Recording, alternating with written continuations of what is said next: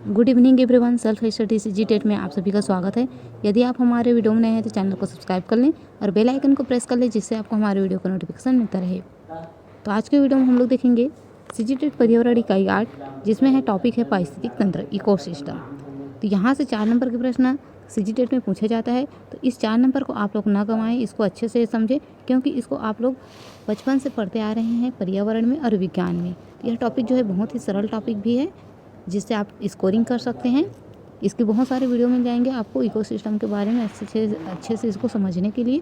तो आप यहाँ पर सिर्फ हम लोग इम्पॉर्टेंट टॉपिक को देखेंगे, जहाँ से क्वेश्चन पूछे जा चुके हैं और पूछे जाने की संभावना है, उस टॉपिक को देखेंगे।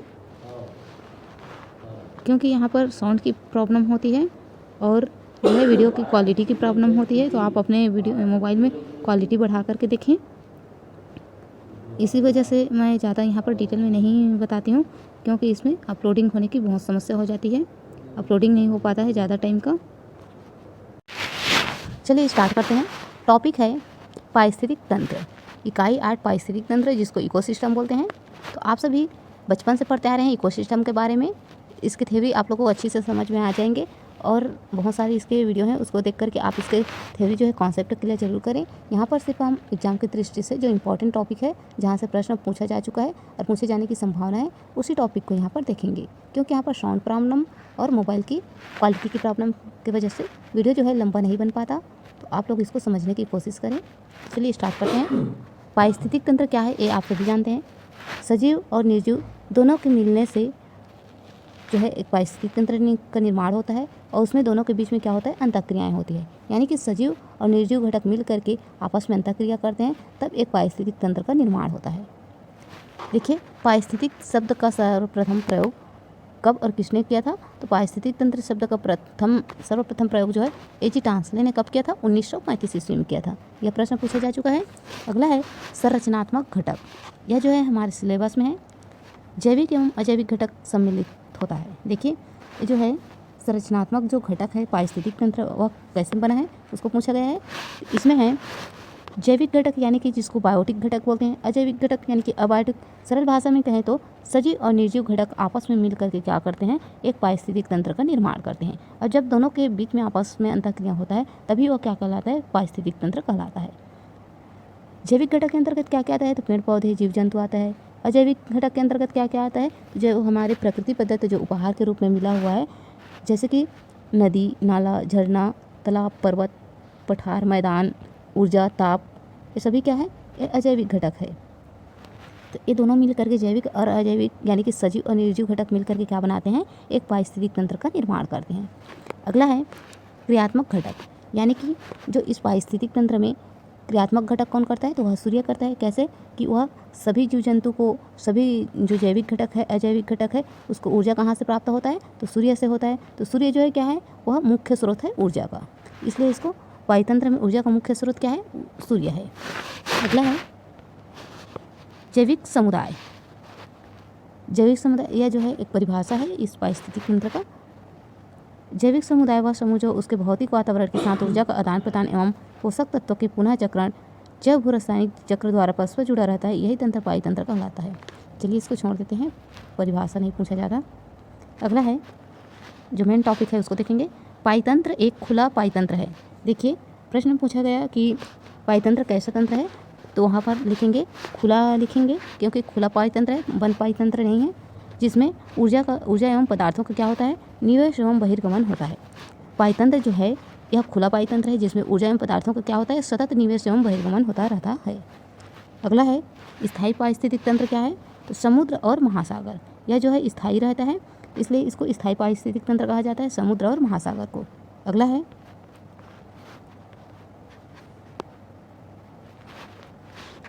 पारिस्थितिक तंत्र एक संरक्षित व सुसंगठित तंत्र है। पारिस्थितिक तंत्र कैसा है, संरक्षित है और सुसंगठित है, यानी कि उसमें कोई भी प्रकार के छेड़छाड़ नहीं कर सकते, उसमें असंतुलन नहीं बना सकते। एकल संकल्पना पर आधारित है। यह जो पारिस्थितिक तंत्र है कैसा है, यह एकल संकल्पना पर क्या है, आधारित तंत्र है। अगला है जिसमें जैविक व अजैविक घटक एक ही रूप में, एक ही ढांचे में साथ रहते हैं, आपस में अंतःक्रिया करते हैं। जो पारिस्थितिक तंत्र है उसमें जैविक घटक और अजैविक घटक दोनों एक ही ढांचे में रहते हैं और साथ रहते हैं और क्या करते हैं, आपस में अंतःक्रिया करते हैं। और जिसमें जो अजैविक घटक के अंतर्गत क्या क्या आते हैं, जितना भी जो प्राकृतिक संसाधन जो है वो सभी क्या है, प्राकृतिक जो संसाधन है इसी पारिस्थितिक तंत्र के अंतर्गत आता है। अगला है पाइतंत्र की संरचनात्मक घटक। अब देखिए यहाँ पर उसको विस्तार है, प्रश्न आपके यहीं से बनेंगे।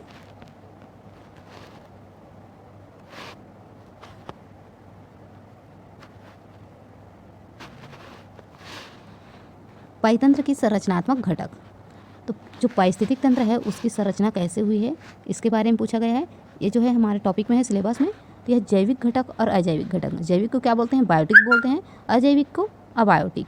यानी कि जैविक घटक यानी कि सजीव घटक और निर्जीव घटक दोनों मिलकर के क्या बनाते हैं, पाइतंत्र का निर्माण करते हैं। जैसे जैविक घटक में क्या है, तो जैविक घटक में उत्पादक और उपभोक्ता है। देखिए जैविक घटक जो है उसको दो भाग में बांटा गया है, उत्पादक और उपभोक्ता में। तो उत्पादक में क्या क्या आते हैं, पेड़ पौधे आते हैं, और उपभोक्ता में क्या आते हैं, तो उपभोक्ता जो है उसको भी दो भाग में बांटा गया है, गुरु और लघु। अब गुरु यानी कि होता है बृहद बड़ा, तो गुरु को भी 3 भाग में बांटा गया है। गुरु को 3 भाग है, कौन कौन सा है, प्राथमिक उपभोक्ता, द्वितीयक उपभोक्ता और तृतीयक उपभोक्ता। इसी तरह से लघु को 2 भाग में बांटा गया है, लघु को बोलते हैं अपघटक।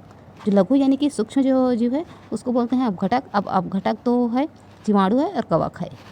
तो इस तरह से जो है जैविक घटक हो गया। अगला देखेंगे हम लोग अजैविक घटक यानी कि निर्जीव घटक। तो अजैविक घटक को अबायोटिक बोलते हैं, जिसमें कौन कौन से आता है, तापमान, आर्द्रता, वर्षा, खनिज तत्व, पर्वत श्रृंखला, मैदान, प्रवाल, पर्वतीय ढलान, कार्बनिक पदार्थ, जल, प्रकाश, वायु, अन्य भौगोलिक कारक। तो ये सभी क्या है, अजैविक घटक है जो हमें प्रकृति द्वारा प्राप्त है।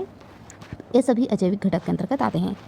इसी तरह से जैविक घटक और अजैविक घटक मिलकर के एक पारिस्थितिक तंत्र की संरचना का निर्माण करते हैं। चलिए अगला देखते हैं। यहाँ पर इसका डिटेल दिया हुआ है, आप लोग पढ़ना चाहें तो पढ़ लीजिए। चलिए थोड़ा सा पढ़ के सुना देते हैं। देखिए उत्पादक क्या होता है, तो उत्पादक हरे पेड़ पौधे हैं जो सूर्य प्रकाश की क्रिया से अपना भोजन स्वयं बनाते हैं। अपना भोजन जो स्वयं बनाते हैं उसको क्या कहते हैं, स्वपोषी कहते हैं। ये प्रश्न पूछा जाता है, याद रखिए इनको। अगला है उपभोक्ता। देखिए अगला है उपभोक्ता, ऐसे जीव जो भोजन हेतु उत्पादक या अन्य जीवों पर निर्भर रहते हैं। यानी कि उपभोक्ता कहने पर ऐसा है कि जो हरे पेड़ पौधे हैं जो उत्पादक है उस पर जो निर्भर रहते हैं उसको बोलते हैं उपभोक्ता। ये दूसरे पर निर्भर होते हैं, इस कारण इसको क्या बोलते हैं, परपोषी बोलते हैं। जैसे उदाहरण के तौर पर देखें तो प्राथमिक उपभोक्ता, द्वितीयक उपभोक्ता, तृतीयक उपभोक्ता, ये सभी क्या है, किस पर निर्भर है, ये सभी जो है उत्पादक पर निर्भर है, एक दूसरे पर निर्भर रहते हैं, इसलिए सभी क्या है, परपोषी है। चलिए पहले देखते हैं हम लोग प्राथमिक उपभोक्ता। तो प्राथमिक उपभोक्ता के अंतर्गत कौन कौन से आते हैं, उत्पादक पर निर्भर रहते हैं। जो प्राथमिक उपभोक्ता होते हैं वह शाकाहारी होते हैं और वह उत्पादक पर निर्भर रहते हैं। उत्पादक यानी कि पेड़ पौधे पर, जो हरे घास पेड़ पौधे हैं उन्हीं को खा करके अपना जीवन यापन करते हैं, उसको बोलते हैं प्राथमिक उपभोक्ता। जैसे उदाहरण के तौर पर खरगोश है, चूहा है, टिड्डा है, गाय है, बैल है, बकरी है, हिरण है, ये सभी क्या है, शाकाहारी जीव जंतु है जो किसको खाते हैं, उत्पादक को खाते हैं, हरे घास पेड़ पौधे को खाते हैं और अपना जीवन यापन करते हैं। यह जो है क्या है, प्राथमिक उपभोक्ता के अंतर्गत आते हैं। चलिए अगला देखते हैं। अगला है द्वितीयक उपभोक्ता। तो द्वितीयक उपभोक्ता क्या है, प्राथमिक उपभोक्ता पर निर्भर रहते हैं। ये जो द्वितीयक उपभोक्ता है वह किसको खाते हैं, या जो शाकाहारी जीव जंतु है उसको खाते हैं, उसी के ऊपर निर्भर रहते हैं द्वितीयक उपभोक्ता। जैसे कि उदाहरण के तौर पर है लोमड़ी है, सर्प है, शेर है, बाघ है, मेढक है, ये सभी क्या है, यह द्वितीयक उपभोक्ता है और यह किसको खाता है, प्राथमिक उपभोक्ता को खाता है, जो शाकाहारी प्राणी है उसको खाता है। ये सभी को याद रखें क्योंकि सबसे प्रश्न बनता है। अगला है तृतीयक उपभोक्ता। अब तृतीयक उपभोक्ता को क्या बोलते हैं, शीर्ष उपभोक्ता भी बोलते हैं। जो तृतीयक उपभोक्ता है उसको शीर्ष उपभोक्ता भी बोलते हैं। यह जो है किसको खाता है, यह शाकाहारी प्राणी को भी खाता है और जो है मांसाहारी प्राणी को भी खाता है, ये दोनों को खाता है। यह द्वितीयक उपभोक्ता पर निर्भर रहता है। यह मुख्यतः किस पर निर्भर रहता है, यह जो है मांसाहारी जो उपभोक्ता है उस पर निर्भर रहता है।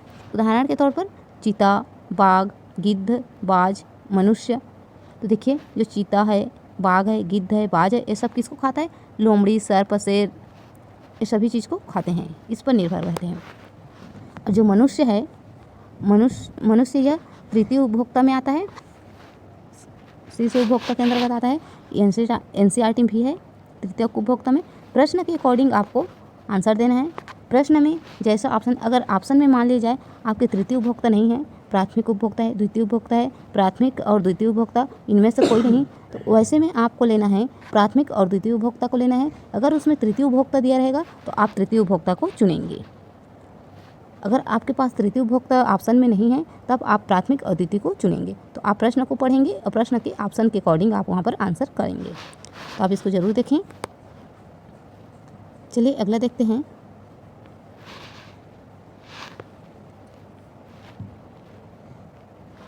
अगला है अपघटक।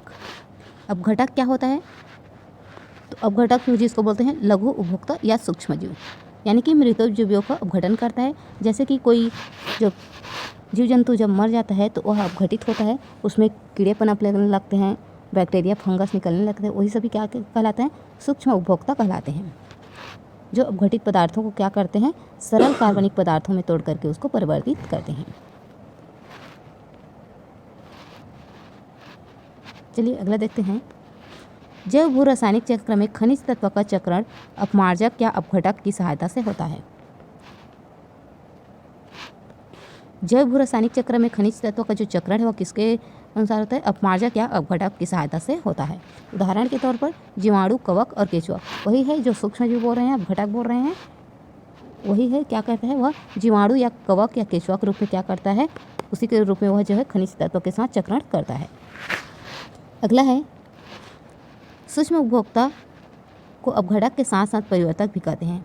जो सूक्ष्म उपभोक्ता है उसको अपघटक के अलावा और क्या क्या कहते हैं? परिवर्तक कहते हैं, क्योंकि यह मृत अपशिष्ट पदार्थों का अपघटन करके क्या करता है? जटिल कार्बनिक पदार्थों से सरल अकार्बनिक तत्वों में परिवर्तन कर देता है। जो सूक्ष्म जीव है वह क्या करता है? जब कोई जीव जंतु या मृत हो जाता है तो उसको मृत पदार्थों को क्या करता है? वह अपशिष्ट पदार्थों को अपघटन करके जो जटिल कार्बनिक पदार्थ होता है उसको सरल अकार्बनिक तत्वों में परिवर्तन कर देता है। कौन? सूक्ष्म उपभोक्ता। चलिए अगला देखते हैं।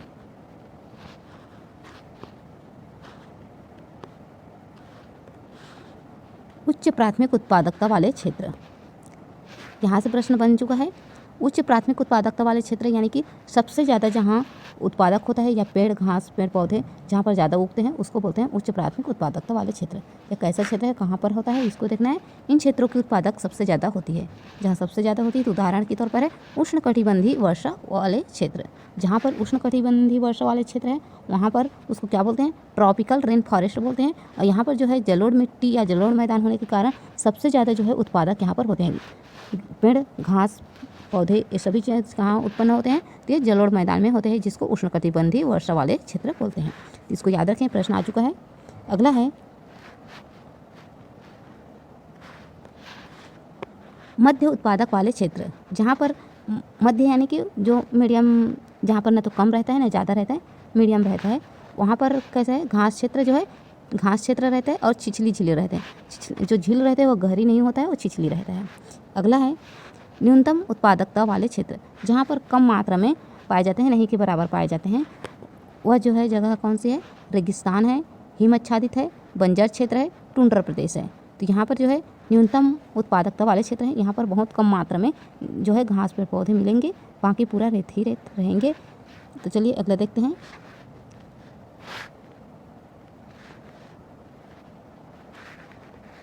अगला है प्रवाल भित्ति सबसे ज़्यादा। देखिए, प्रवाल भित्ति सबसे ज़्यादा समुद्री पाइतंत्र में पाया जाता है। जो प्रवाल भित्ति वाले जो उत्पादक है वो सबसे ज़्यादा कहाँ पाए जाते हैं? समुद्री पाइतंत्र में पाए जाते हैं।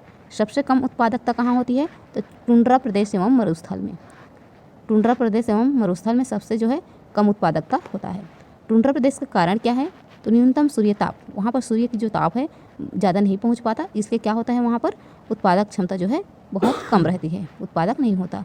मरुस्थलीय क्षेत्र, नमी व वर्षा का अभाव, वहाँ पर वर्षा ही नहीं होगा तो नमी कहाँ से आएगा, इसलिए जो है मरुस्थल क्षेत्र में जो है उत्पादक बहुत कम होती है। नेक्स्ट है, देखिए अगला है पृथ्वी पर पहुँचने वाली कुल प्रकाश ऊर्जा के केवल 1% भाग को ही पेड़ पौधे प्रकाश संश्लेषण की क्रिया द्वारा रासायनिक ऊर्जा में बदलते हैं।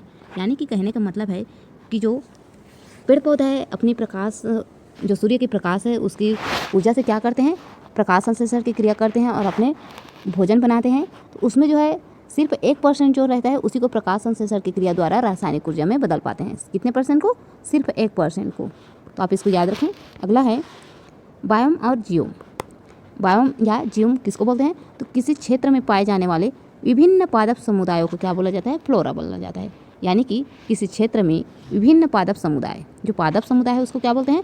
फ्लोरा बोलते हैं। और अगला है जंतुओं के समूह को क्या बोलते हैं? फौना बोलते हैं।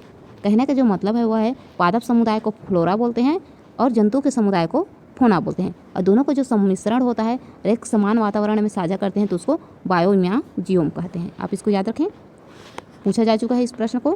फ्लोरा, फ्लोरा क्या है? तो किसी विशेष क्षेत्र में निवास करने वाले, यहाँ पर जो है किसी क्षेत्र विशेष दिया गया है, लेकिन इसको सरल भाषा में बोलें तो किसी विशेष क्षेत्र में निवास करने वाले पादप जातियों के समूह को क्या कहते हैं? फ्लोरा कहते हैं। यानी कि जो है जो विशेष क्षेत्र है मतलब हर जगह नहीं पाया जाता, कोई एक निश्चित क्षेत्र होता है कहाँ जहाँ पर विशेष जो जगह होती है उसी जगह पर उसी स्थान पर इसको पाया जाता है। पादप जो जाति है, पाए जाने वाली जो पादप समूह है उसी को बोलते हैं फ्लोरा। ये हर जगह नहीं पाया जाता, विशेष जगहों पर पाया जाता है, इसलिए इस समूह के जो पादप जाति है उसको क्या बोलते हैं? फ्लोरा कहते हैं। इसी तरह से जो फौना है वह भी किसी विशेष क्षेत्र में निवास करने वाली जंतुओं के जो समूह होते हैं उसको फौना कहते हैं। अगला है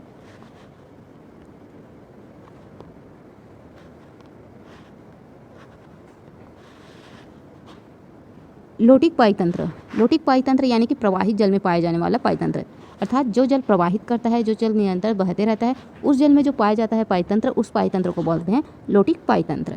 इसका जो उदाहरण है वह है डेल्टा, झरना, नदी, मुहाना। ये सभी क्या है? इस सभी जो जल है बहते रहता है निरंतर, इसलिए इसको क्या कहते हैं? लोटिक पाइतंत्र कहते हैं। अगला है लेटिक पाइतंत्र। लेटिक पाइतंत्र क्या होता है? तो स्थिर जल में पाए जाने वाला पाइतंत्र को लेटिक पाइतंत्र कहते हैं। जिसका जल स्थिर रहता है, जो बहता नहीं है, उसको लेटिक पाइतंत्र कहते हैं। जैसे उदाहरण में है झील और तालाब। इसका जो पानी है क्या है? ये बहता नहीं है, ये स्थिर रहता है, इसलिए इसको क्या बोलते हैं? लेटिक पाइतंत्र बोलते हैं। अगला है नेक्टोन।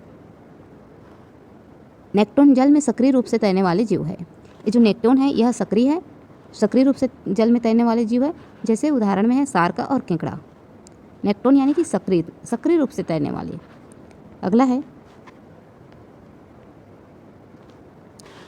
प्लैंकटन। प्लैंकटन प्लवक जल में निष्क्रिय रूप से तैरने वाले जीव प्लैंकटन कहलाते हैं। सक्रिय रूप से जो तैरते हैं उसको बोलते हैं नेक्टोन और निष्क्रिय रूप से जो तैरते हैं उसको बोलते हैं प्लैंकटन। नेक्टोन का जो उदाहरण है सार्क और केकड़ा है और प्लैंकटन का उदाहरण क्या है? लार्वा और शैवाल है। तो आप इनको याद रखें।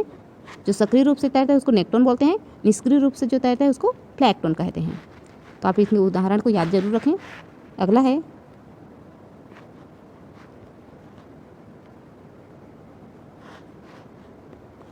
बेंथोस। ये प्रश्न आ चुका है। जलीय पाइतंत्र में पैंदे की तरफ पाए जाते हैं। इन जीवों का आकार चपटा होता है। बेंथोस किसको कहते हैं? तो जलीय पाइतंत्र में जो नीचे, जैसे कि आप उसको देखे होंगे तालाब, उसके नीचे में पैंदे की तरफ पाए जाते हैं। इन जीवों का जो आकार होता है कैसा होता है? चपटा होता है। अगला है कृत्रिम पाइतंत्र। कृत्रिम पाइतंत्र यानी कि जो है मानव निर्मित। जो पाइतंत्र है वह दो प्रकार के होता है, एक प्राकृतिक होता है, एक निर्मित होता है। तो प्राकृतिक जो पाइतंत्र है निर्माण है उसमें कौन कौन सा है? जैविक घटक और अजैविक घटक है, जिसमें जो प्रकृति द्वारा हमें प्रदत्त है वो सभी चीज़ें आते हैं। जो प्रकृति द्वारा बना हुआ है उसको बोलते हैं प्राकृतिक पाइतंत्र। और जो है कृत्रिम पाइतंत्र जो है मनुष्य अपनी आवश्यकताओं को पूर्ति करने के लिए जो है अपना स्वयं द्वारा निर्मित किया रहता है, उसको बोलते हैं कृत्रिम पाइतंत्र। इनके जो उदाहरण है कृत्रिम पारिस्थितिक तंत्र का, वह है उद्यान है, अंतरिक्ष है, जलशाला है जिसको एक्वेरियम भी बोलते हैं, नाद भी बोलते हैं, और कृषि भूमि। तो ये सभी क्या है? ये जो है कृत्रिम पारिस्थितिक तंत्र है जो मनुष्य अपनी आवश्यकताओं की पूर्ति के लिए इस पारितंत्र का निर्माण करते हैं। और जो प्राकृतिक पारिस्थितिक तंत्र है वह स्वयं जो है प्रकृति द्वारा उत्पन्न हुआ पारितंत्र है। अगला है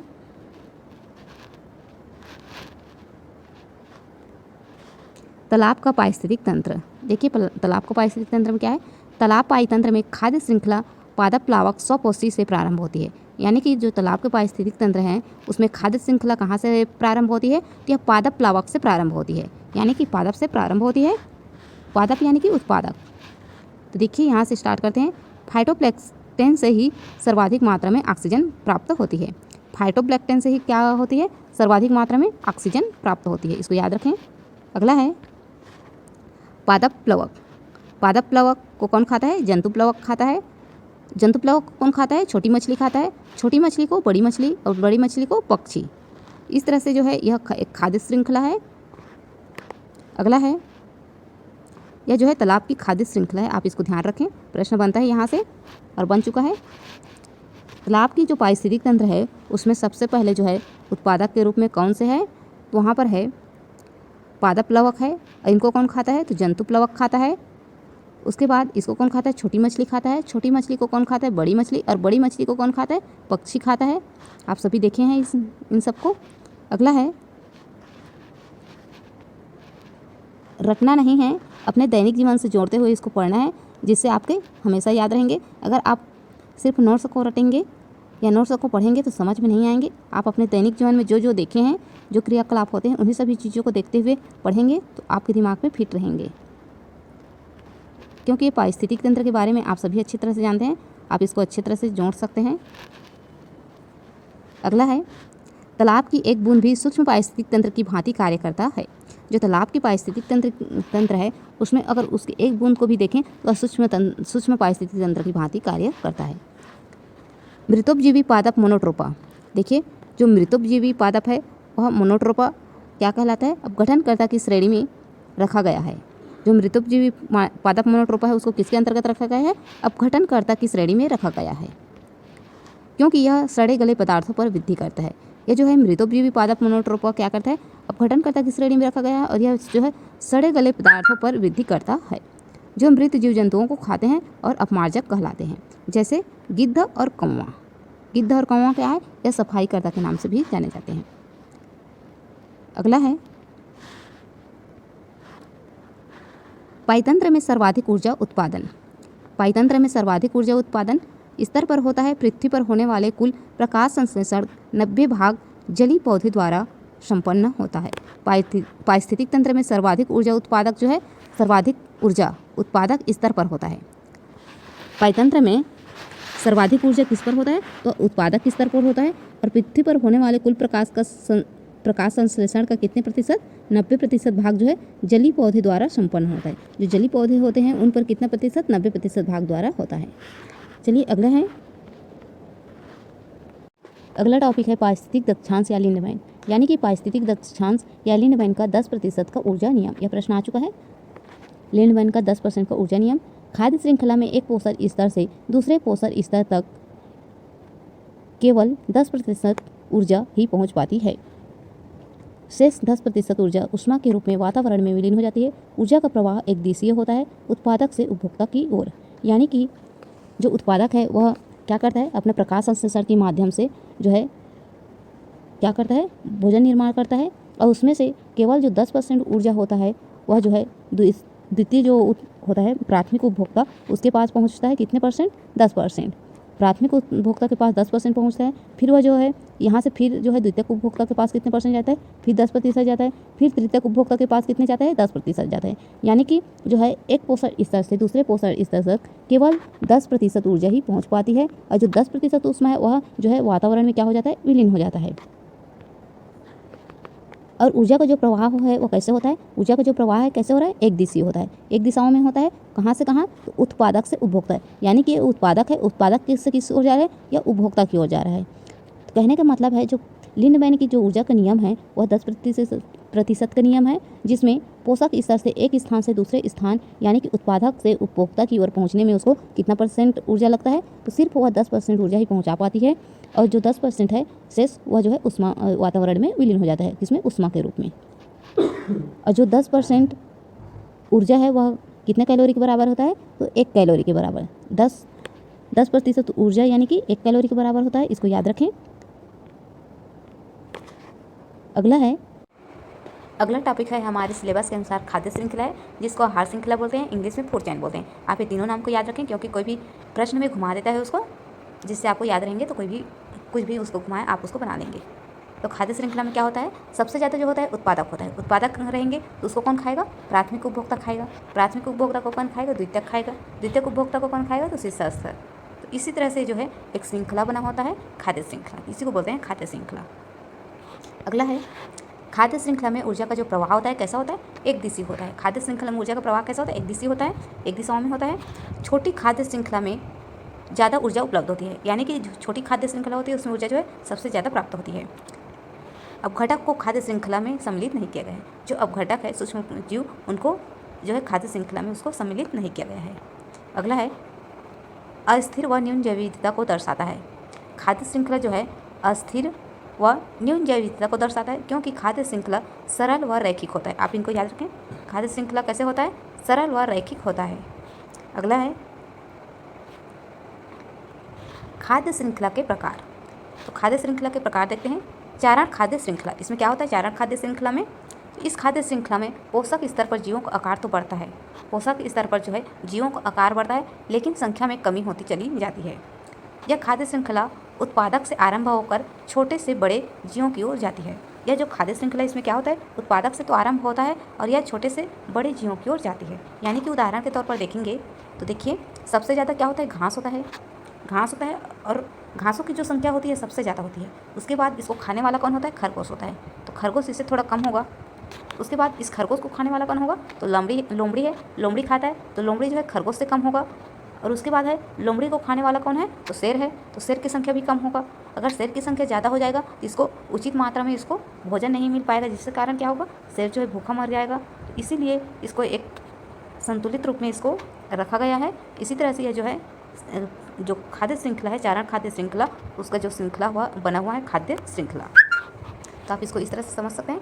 चारण खाद्य श्रृंखला कैसे, घास रहेगा, घास को खरगोश खाएगा, खरगोश को लोमड़ी खाएगा, और लोमड़ी को कौन खाएगा, शेर खाएगा। अगला है परजीवी खाद्य श्रृंखला। बड़े जीवों से आरंभ होकर, यह बड़े है, बड़े जीवों से आरंभ होकर छोटे जीवों की ओर चलती है। जो परजीवी खाद्य श्रृंखला है वह कैसे होता है, तो वह बड़े जीवों से प्रारंभ होकर के छोटे जीवों की ओर जाती है। यानी कि उदाहरण है वृक्ष, वृक्ष जो है बड़े है, उस पर पक्षियाँ, बहुत सारे पक्षियाँ बैठेंगे, फिर उस पक्षी को जब मर जाएंगे तो उसको कौन खाएंगे, परजीवी, जो परजीवी है उसको खाएंगे। तो इस तरह से ये जो है ये इधर से बढ़ते हुए चले जाते हैं। अगला है अपरदी खाद्य श्रृंखला। अपरदी खाद्य श्रृंखला क्या है, जिसको मृतोपजीवी खाद्य श्रृंखला कहते हैं। यह खाद्य श्रृंखला जो है सौर ऊर्जा पर आधारित नहीं होती। ये जो मृतोपजीवी खाद्य श्रृंखला है यह सौर ऊर्जा पर आधारित नहीं होती है। इसमें जो ऊर्जा है वह मृत पदार्थों से प्राप्त होती है। जो मृत परजीवी खाद्य श्रृंखला है इसमें जो है ऊर्जा कहाँ से प्राप्त होती है, मृत जीवों से पदार्थ या मृत पदार्थों से प्राप्त होती है। यह मृत कार्बनिक पदार्थ से प्रारंभ होती है, अतः इसे मृतोपजीवी खाद्य श्रृंखला कहते हैं। उदाहरण के तौर पर है मृत पदार्थ, जीवाणु और कवक। ये कहाँ से प्राप्त करते हैं, तो मृत पदार्थ से ही अपनी ऊर्जा प्राप्त करते हैं। अगला है खाद्य जाल। तो देखिए आज हम लोग वीडियो में इतना ही देखते हैं, क्योंकि ज़्यादा लंबा वीडियो अपलोड नहीं हो पाता है और आप लोगों को भी बोर लगेंगे। तो इसका अगला जो पार्ट है खाद्य जाल और पदार्थों का चक्रण, इसको हम लोग देखेंगे कल। तो वीडियो को अगर आपको नोट्स अच्छा लगा, आपको कुछ हेल्प मिला, तो आप चैनल को सब्सक्राइब कर सकते हैं, और नीचे डिस्क्रिप्शन में टेलीग्राम का लिंक दिया जा रहा है, आप वहां ज्वाइन होकर के इसके PDF आप मंडे को प्राप्त कर सकते हैं। वीडियो को शुरू से अंत तक देखने के लिए धन्यवाद।